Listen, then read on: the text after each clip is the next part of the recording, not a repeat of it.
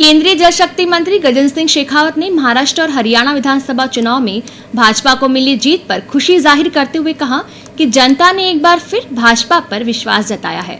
शेखावत ने राज्य की गहलोत सरकार पर निशाना साधते हुए कहा कि निकाय चुनाव को लेकर राज्य सरकार रोज जो नए बदलाव कर रही है वो सरकार की बौखलाहट है।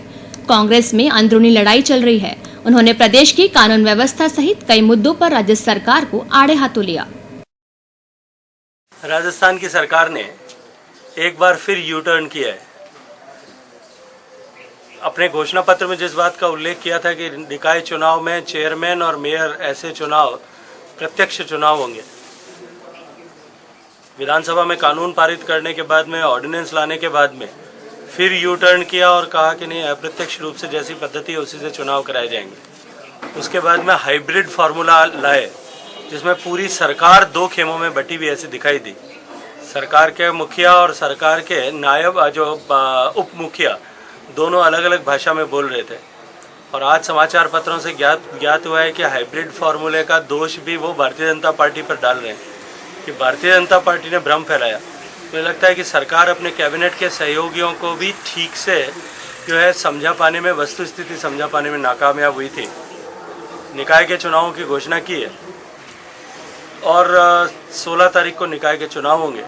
मुझे लगता है कि राजस्थान की जनता जो पिछले 6 महीने पहले जो चुनाव में जिस तरह से राजस्थान की जनता के साथ में विधानसभा के चुनाव में जिस तरह से भ्रम फैला करके और किसानों के साथ में, युवाओं के साथ में धोखा करके सत्ता में आए, और पिछले सरकार बनने के बाद से लेकर के राजस्थान में जिस तरह से लॉ एंड ऑर्डर सिचुएशन खराब हुई है, थानों से अपराधी भगाए जा रहे हैं, महिलाओं के साथ में अत्याचार बढ़ रहा है और राजस्थान में इंफ्रास्ट्रक्चर डेवलपमेंट का काम बिल्कुल रुका हुआ पड़ा है।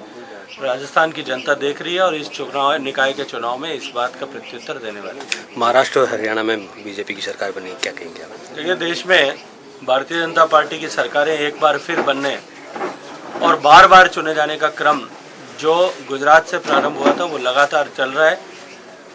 हरियाणा जैसे प्रदेश में लगातार दूसरी बार मुख्यमंत्री बनना और महाराष्ट्र जैसे प्रदेश में जहां कभी 5 साल तक कोई एक मुख्यमंत्री नहीं रह पाया, 5 साल बाद में देवेंद्र फडणवीस दोबारा मुख्यमंत्री की शपथ लेने वाले हैं।